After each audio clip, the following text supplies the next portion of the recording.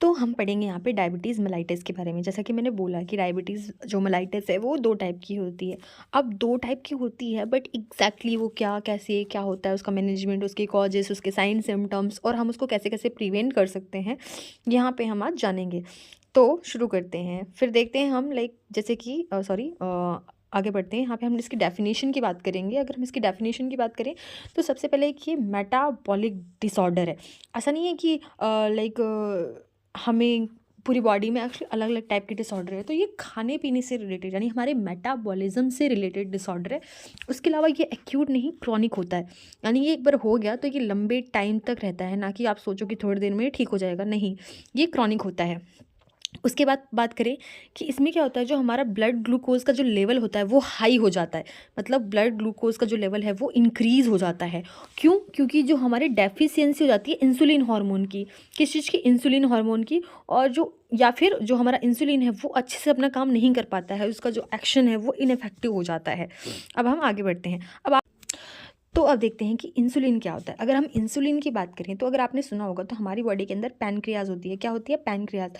अब पैनक्रियाज़ के अंदर ना ये 2 टाइप में डिवाइडेड होती है। लाइक इसका जो ये बड़ा वाला पार्ट है, हम उसे एसिनार सेल्स कहते हैं। ये उसका 99% पार्ट है। ये क्या करता है? पैनक्रियाटिक जूस निकालता है, जो कि हमारे डाइजेशन में हेल्प करते हैं। लेकिन आप सोचेंगे कि इंसुलिन कहाँ से निकलता है? तो इंसुलिन निकलता है इसके 1% पार्ट से, जिसे हम कहते हैं आइसलैंड ऑफ लैंगरहैंस। मतलब इसका एक छोटा सा पार्ट होता है आइसलैंड ऑफ लैंगरहैंस, लाइक इसका ये टेल वाला पार्ट है वो होता है। और यहाँ इसके अंदर ना बहुत सारी डिफरेंट डिफरेंट टाइप की सेल प्रेजेंट होती है। Alpha cell, beta cell, delta cell, gamma cell. तो उसके अंदर बीटा जो हमारी सेल होती है, वहाँ से हमारा इंसुलिन प्रोड्यूस होता है। कहाँ से? बीटा सेल के अंदर से। तो अब हम देख लेते हैं कि हमारे इंसुलिन जो हार्मोन है उसका फंक्शन क्या होता है। सबसे पहले तो मैं बात करूँ कि जो इंसुलिन होता है वो एक हार्मोन होता है, ये आपको पता होना चाहिए। दूसरा, हमारी जो पैनक्रियाज सिक्रेट करती है, जैसा कि मैंने आपको बताया। और फंक्शन क्या है कि ये हमारी बॉडी के अंदर जो ग्लूकोज़ है, क्या होता है, हमारी बॉडी के अंदर खाना जाता है, चाहे वो हमारा फैट हो, कार्ब हो, प्रोटीन हो, ये हर एक चीज़ को मेटाबॉलिज्म करके हेल्प करता है कि जो हमारा ग्लूकोज़ है वो बॉडी के सेल्स के अंदर एंटर हो जाए। अगर वो बॉडी में पड़ा रहेगा तो पड़े पड़े वो हमारी बॉडी के अंदर ग्लूकोज़ के लेवल को बढ़ा देगा। तो ये नहीं चाहता है कि ग्लूकोज़ का लेवल हमारी बॉडी के अंदर बढ़े। तो ये बॉडी के सेल्स के अंदर ग्लूकोज़ को एंटर करवा देता है। उसके बाद क्या करता है, ये हमारा जो normal blood sugar level maintain होता है। अब देखिए, जो ब्लड शुगर है हमारा बॉडी के अंदर, जैसे शुगर होता है मेटाबोलाइज हो जाने के बाद जो शुगर बनता है, अगर वो हमारी सेल्स के अंदर नहीं जाएगा तो हमारी बॉडी के ब्लड में पड़ा रहेगा। अब ब्लड में पड़ा रहेगा तो पड़े पड़े वो हमारी बॉडी के अंदर डायबिटीज़ कॉज कर देगा। ऑफ कोर्स जो हमारा ये होता है, ब्लड शुगर होता है, उसके लेवल को इंक्रीज़ कर देगा ब्लड के अंदर, जिससे हमें हाइपरग्लाइसीमिया हो जाएगा। तो इसीलिए इंसुलिन बहुत ज़्यादा इंपॉर्टेंट है उसको मेंटेन करने के लिए। तो अब आगे बढ़ते हैं। अगर हम इसकी टाइप्स की बात करें तो हमने, जैसे मैंने पहले बोला था, कि इसके 2 टाइप्स होते हैं, टाइप फर्स्ट और type second. Type first diabetes mellitus और टाइप सेकंड। इसके अलावा एक और टाइप होता है जो कि जो स्टूडेंट्स हैं उनसे रिलेटेड तो है, लेकिन जो अगर आप कोई नॉर्मल इंसान है, नॉर्मल सिर्फ डायबिटीज़ के बारे में जानने के लिए देख रहे हैं, तो इतना आपके लिए ये फ़ायदेमंद नहीं है। ये गैस्ट्रेशनल होता है, यानी कि जब प्रेगनेंसी होती है उस टाइम पे होता है। ओके। तो अब हम इसके डिफरेंट डिफरेंट टाइप्स में क्या कैसे होता है उसके बारे में पढ़ते हैं। तो इसका जो टाइप फर्स्ट होता है वो यूजुअली बच्चों के अंदर होता है, यंग अडल्ट्स के भी अंदर होता है, पर बच्चों के अंदर ज़्यादा पाया जाता है। इसको खासकर हम बोल सकते हैं 30 के नीचे एज वालों में ज़्यादा पाया जाता है। इसमें क्या होता है कि जो पैनक्रियाज है वो बहुत ही कम इंसुलिन प्रोड्यूस करती है। या तो जो हमारी पैनक्रियाज था, मैंने बताया था ना, उसके आइसलेट ऑफ लैंगरहैंस से निकलता है। या तो उसको खुद की उसकी ऑटो इम्यून नेचर था, यानी कि वो खुद को ही खा गया, या फिर उसकी ऑटो इम्यूनिटी ने उसको डिस्ट्रॉय कर दिया, या फिर वो है ही नहीं। तो इसकी वजह से जो हमारा इंसुलिन है वो प्रोड्यूस ही नहीं हो रहा है। मतलब वो है लेकिन वो काम नहीं कर रहा, जिसकी वजह से उसके जो बीटा सेल्स वगैरह हैं वो काम नहीं कर रहे। तो हमारा जो इंसुलिन है वो निकल ही नहीं रहा है। और इसीलिए हमें इसमें क्या होता है कि हमें इसमें लाइफ लॉन्ग इंसुलिन थेरेपी की नीड होती है। बिना इंसुलिन थेरेपी के इंसान सर्वाइव ही नहीं कर पाएगा, क्योंकि इंसुलिन ही नहीं निकल रहा। तो ब्लड जो हमारा शुगर लेवल है उसको मेनटेन कौन करेगा? तो इसलिए बहुत ज़्यादा ज़रूरी है कि इसके अंदर हम लाइफ लॉन्ग उस बंदे को इंसुलिन प्रोवाइड करें। अब हम टाइप सेकंड के बारे में जानते हैं। अगर हम टाइप सेकंड की बात करें तो ये मोस्ट कॉमन टाइप है। आजकल के जो लोगों में ज़्यादातर जो पाया जाता है वो टाइप सेकंड ही है। इसमें क्या होता है, इंसुलिन तो प्रोड्यूस होता है, हमारी जो पैनक्रियाज है वो ठीक ठाक लेवल में इंसुलिन प्रोड्यूस कर रही है।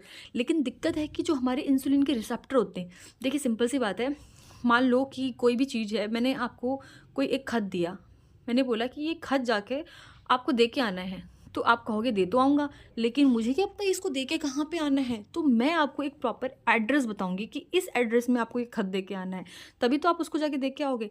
तो वैसे ही हमारे जो इंसुलिन है वो निकलता है, उसके बाद उसे काम कहाँ करना है ये उसे कैसे पता? वो इससे ऐसे पता चलता है कि हमारी बॉडी में रिसेप्टर्स प्रेज़ेंट होते हैं, अलग-अलग हार्मोन के अलग रिसेप्टर्स होते हैं, जो कि हेल्प करते हैं हमारी बॉडी के अंदर ये इन हॉर्मोन्स का काम करवाने में हेल्प करते हैं। वहाँ पे जाके ये एक्ट करते हैं और उससे ये चीज़ वर्क करती है। तो इसमें टाइप सेकंड के अंदर क्या होता है कि जो हमारा इंसुलिन के रिसेप्टर्स होते हैं जहाँ पे जाके ये वर्क करेगा, वो डैमेज्ड हो जाते हैं। अब इसके जो टाइप सेकंड के जो रिस्क फैक्टर है वो कौन-कौन से होते हैं? पहला तो होता है हमारा ओबेसिटी, इंसान के अंदर मतलब मोटापा है। एक बात हमेशा याद रखना कि जो हमारा मोटापा है, जो हमारी ओबेसिटी है, वो डायबिटीज़ मेलाइटिस कोज़ कर सकती है। मतलब वो डायबिटीज़ मेलाइटिस करवा सकती है, शुगर करवा सकती है, लेकिन कभी डायबिटीज़ मेलाइटिस मोटा नहीं कर सकती, क्योंकि जैसे इंसान को डायबिटीज़ मेलाइटिस होता है वो सूखता चला जाता है, वो पतला होता जाता है, उससे कभी मोटापा नहीं आता, लेकिन मोटापे से डायबिटीज़ मेलाइटिस हो सकता है। उसके बाद हम बात करेंगे सीडेंटरी लाइफस्टाइल। इंसान है पूरा दिन बैठा रहता है, ज़रूरत से ज़्यादा कैलोरीज़ खाता है, फिर वो क्या होती है बॉडी में पड़े पड़े मेटाबोलाइज़ नहीं होती, शुगर बढ़ती जाती है बॉडी के अंदर, और सेल्स के अंदर कितना ही आखिरकार वो इंसान कुछ काम नहीं कर रहा, वो काम करेगा तभी तो सेल्स उस शुगर को यूज़ करेंगी। अब इंसान खाए तो जा रहा है पर काम नहीं कर रहा, अब काम नहीं करेगा तो जो हमारी सेल्स है वो शुगर यूज़ नहीं करेंगी, और बॉडी के अंदर एक्स्ट्रा खा रहा है वो पचता जाएगा, उससे शुगर बढ़ता जाएगा, तो इससे उसको शुगर होने के ज़्यादा चांसेस रहते हैं। उसके अलावा अनहेल्दी डाइट तो है, अगर आप एक्स्ट्रा कैलोरीज़ वाली डाइट खाओगे तो डेफिनेटली सी बात है आपको 100% शुगर होने के चांसेस बढ़ जाते हैं। उसके बाद बात करते हैं हम गैस्ट्रेशनल डायबिटीज़ की। अगर हम गैस्ट्रेशनल डायबिटीज़ की बात करें तो ये प्रेगनेंसी के जब एक लेडी को प्रेगनेंसी होती उस टाइम ड्यूरेशन के अंदर ये डेवलप होती है। अब प्रेगनेंसी के दौरान तो डेवलप होगी। अब आप सोचेंगे प्रेगनेंसी के दौरान डायबिटीज़ कैसे हो सकती है? सबसे पहली बात तो हमारा जो टाइप सेकंड डायबिटीज़ है, इसके रिस्क बढ़ जाते हैं लेटर अगर वो ठीक नहीं होता है। और उसके अलावा सबसे प्रॉब्लम है कि जो मतलब एक मेन इंपॉर्टेंट बात है वो ये है कि ये प्रेगनेंसी के दौरान ही डेवलप होती है, और प्रेगनेंसी ख़त्म होने के बाद ये डिसअपेयर हो जाती है। लेकिन साथ में ये एक रिस्क बढ़ा जाती है कि इंसान अगर लेटर स्टेज अपनी एज में जाएगा तो उसको टाइप सेकंड डायबिटीज़ होने के चांसेस ज़्यादा हैं। अब प्रेगनेंसी के दौरान डायबिटीज़ क्यों होती है? क्योंकि क्या होता है, लेडी के अंदर जब वो प्रेग्नेंट होती है कुछ हार्मोन्स निकलते हैं, HPL HCL करके। वो क्या करते हैं कि जो हमारे रिसेप्टर हैं, जो जहाँ मैंने बताया ना अभी कि जो इंसुलिन है वो जाके वर्क करता है, उन रिसेप्टर का जो काम है वो स्टॉप कर देते हैं। उन रिसेप्टर्स को जाके बोल देते हैं कि आपको अभी काम नहीं करना है। क्यों? क्योंकि बच्चे को ज़्यादा उसकी नीड है, एनर्जी की नीड है। वो एनर्जी कहाँ से आएगी? ऑफ कोर्स हमारी ब्लड शुगर से वो एनर्जी आएगी। तो इसलिए वो इसके काम को जाके स्टॉप कर देते हैं, जिसकी वजह से लेडी की बॉडी के अंदर जो ग्लूकोज़ की जो मात्रा है वो बढ़ जाती है, क्योंकि बच्चे को ग्लूकोज़ चाहिए। इस वजह से ग्लूकोज़ की बच्चे को बहुत ज़्यादा नीड है। तो ये रीज़न होता है प्रेगनेंसी के अंदर डायबिटीज़ होने का। अब हम आगे बढ़ते हैं। अगर हम इसके साइन सिम्टम्स की बात करें तो देखिए मेडिकल टर्म में तो उसे पॉलीयूरिया, पॉलीडिप्सिया वगैरह बोला जाता है, बट अगर हम नॉर्मली बात करें तो उसको बार बार यूरिन आएगा, उसको बहुत ज़्यादा प्यास लगेगी, उसको बहुत ज़्यादा भूख लगेगी, उसको हर वक्त थकावट रहेगी, उसका वेट लॉस होगा। मैंने कहा ना कि डायबिटीज़ कभी मोटा नहीं कर सकता, वो हमेशा पतला ही करता है। और उसके अलावा जो उसका वुंड है वो डिले हील होगा, मतलब वो जल्दी से भरेगा नहीं। अब आप सोचेंगे कि जल्दी से भरेगा क्यों नहीं? क्योंकि सिंपल सी बात है, जो ग्लूकोज़ है वो ब्लड के अंदर इतना ज़्यादा है कि वो उसको हील होने ही नहीं देगा, क्योंकि ग्लूकोज़ तो बैक्टीरियाज़ का अच्छा मतलब खाना होता है ना। अब वो वुंड है, ग्लूकोज़ है, तो बढ़िया मस्त बैक्टीरिया आराम से खा पी रहे हैं, एकदम टनाटन है, कोई दिक्कत नहीं है। तो इस वजह से यही रीज़न है। अब बात करेंगे हम इसके कॉज के बारे में। अगर हम इसके कॉज के बारे में बात करें तो पहला है हमारा जेनेटिकली। सिंपल सी बात है, अगर आपके फादर के अंदर है तो बेटे के अंदर भी उसके आने के चांसेस 90% होते हैं। ओबेसिटी, एक बात हमेशा याद रखना कि ओबेसिटी हमेशा डायबिटीज़ मेलाइटिस कोज करती है, पर डायबिटीज़ मेलाइटिस कभी मोटा नहीं करता, वो हमेशा पतला ही करता है, वो आपको सुखा देता है, क्योंकि उसमें पॉलीयूरिया, पॉलीडिप्सिया काफ़ी सारी चीज़ें होती हैं। तो ओबेसिटी लाइक डायबिटीज़ मेलाइटिस कैसे कोज करता है? सिंपल सी बात है, आपकी जो सेल्स है उसके अंदर इतना ज़्यादा ग्लूकोज हो गया है इतना ज़्यादा ग्लूकोज़ हो गया है कि वो उसको अपने पास नहीं रख पा रही है, ना यूज़ कर पा रही है, तो वो आपके ब्लड में उस चीज़ को डाल देती है। जब वो उसको आपके ब्लड में डाल देती है, तो सिंपल सी बात है, वो हाइपरग्लाइसीमिया हो जाता है। उसके बाद हम बात करें फिज़िकल इनएक्टिविटी, आप कुछ काम नहीं करोगे तो आपकी जो बॉडी है, जो आपकी सेल्स हैं, वो यूज़ नहीं कर पाएँगी ग्लूकोज़ को, और सिंपल सी बात है, आपका जो डायबिटिक आपका जो ब्लड शुगर है, वो बढ़ जाएगा। स्ट्रेस के टाइम पे ना हमारी जो बॉडी है, वो कॉर्टिसोल का नाम एक हार्मोन रिलीज़ करती है। अब सिंपल सी बात है, जब आप स्ट्रेस में होते हो तो बॉडी को लगता है कि ना आप दिक्कत में हो, आपको ज़्यादा एनर्जी की नीड है।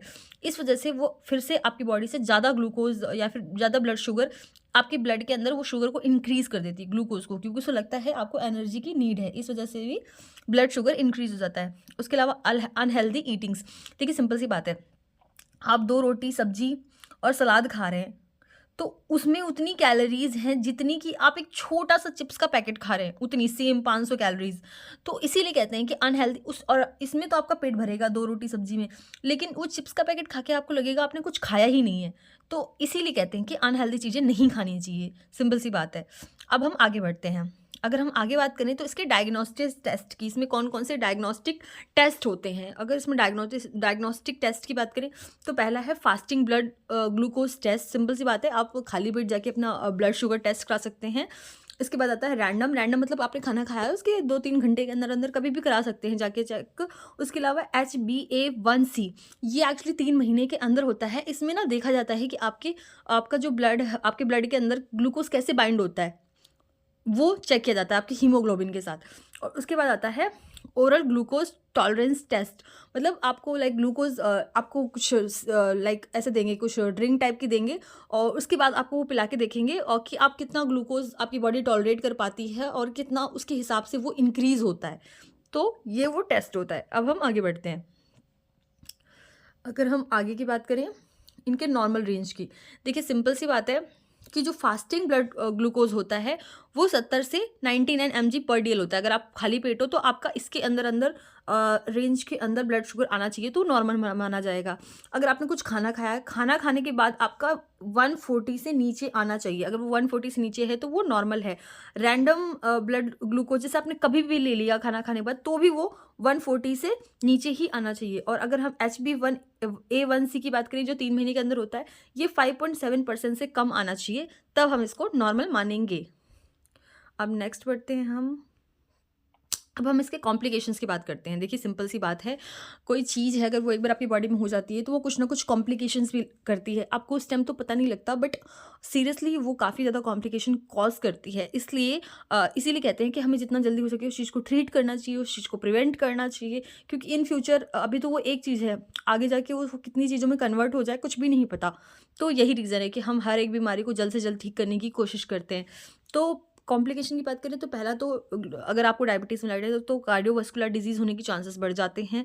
सिंपल सी बात है, ब्लड वेसल्स के अंदर इतना ज़्यादा शुगर पड़ा रहेगा, आपकी किडनी डैमेज हो सकती है, आपको नेफ्रोपैथी हो सकता है, आपकी आई प्रॉब्लम्स, आपको रेटाइनोपैथी हो सकता है, आपकी नर्व डैमेज हो सकती है, न्यूरोपैथी हो सकता है, और डायबिटिक फुट, अगर कोई भी गलती से घाव हो गया आपके पैर के अंदर तो वो फिर हील नहीं होगा, वो वैसा का वैसा ही रहेगा। ये सारे कॉम्प्लिकेशन हमारे डायबिटीज़ मेलाइटिस के हैं। एक्चुअली ये एग्ज़ाम से पूछ लिए जाते हैं कई बार कॉम्प्लिकेशन, तो आपको ये याद होने चाहिए।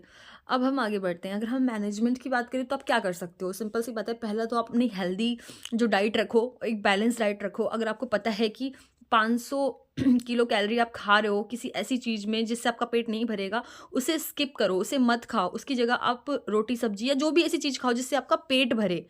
सिंपल सी बात है। उसके बाद आता है रेगुलर फिजिकल एक्सरसाइज। सिंपल सी बात है, अगर आप रोज़ एक्सरसाइज करते हो, आपकी बॉडी को एक्टिव रखते हो, तो जो आपका जो बॉडी की सेल्स के अंदर जो शुगर है, ग्लूकोज है, वो यूज़ होगा, आपकी बॉडी उसको यूज़ करेगी, तो नया जो ग्लूकोज बनेगा वो अपने आप अब्जॉर्ब कर पाएगी, अपने अंदर रख पाएगी। इसलिए रेगुलर फिजिकल एक्सरसाइज करनी चाहिए। उसके अलावा ऑरल एंटीबायोटिक ड्रग, अगर आपको अगर आपको अब डायबिटीज़ हो ही चुका है तो आप फिर आप अपनी डायबिटीज़ की ड्रग शुरू कर दीजिए। ये नहीं है कि आप उसको बढ़ने दो, हाँ वो अभी 150 है वो 200 हो जाए फिर 250 हो जाए, नहीं, उसको कंट्रोल करना है। और अगर आपको टाइप फर्स्ट है तो इंसुलिन की थेरेपी शुरू कर दो। और उसके अलावा डेली जिसको डायबिटीज़ है उसको अपना जो डेली ब्लड शुगर मॉनिटर करना होता है, इट्स वेरी वेरी असेंशियल। तो ये हो गया हमारा मैनेजमेंट। तो ये हमारे डायबिटीज़ का पूरा टॉपिक था। आपको कैसा लगा? लाइक आई होप आपको अच्छा लगा हो। अगर आपको अच्छा लगा हो तो प्लीज़ इसे लाइक कीजिए और मेरे चैनल को सब्सक्राइब कीजिए और शेयर कीजिए। लाइक सीरियसली इसे बनाने में बहुत ज़्यादा मेहनत लगती है, तो मुझे बहुत अच्छा लगेगा कि अगर आप ऐसा करते हैं तो। Thank you so much. ऐसी ही इन्फॉर्मेशनल वीडियोज़ के लिए मेरे चैनल से जुड़े रहिए। साथ ही मेरे जो चैनल में किसी भी एग्ज़ाम से रिलेटेड जो भी नोटिफिकेशन आता है, मैं उसे भी अच्छे से बताकर अपलोड करती हूँ, आप वो भी देख सकते हैं। उसके अलावा गवर्नमेंट से रिलेटेड आपको, अगर आपके गवर्नमेंट से रिलेटेड स्कीम्स में या फिर जो भी चल रहा है उसमें इंटरेस्ट है, तो मैं उससे रिलेटेड भी वीडियोज़ अपलोड करती हूँ, आप उसे भी देख सकते हैं। Thank you so much.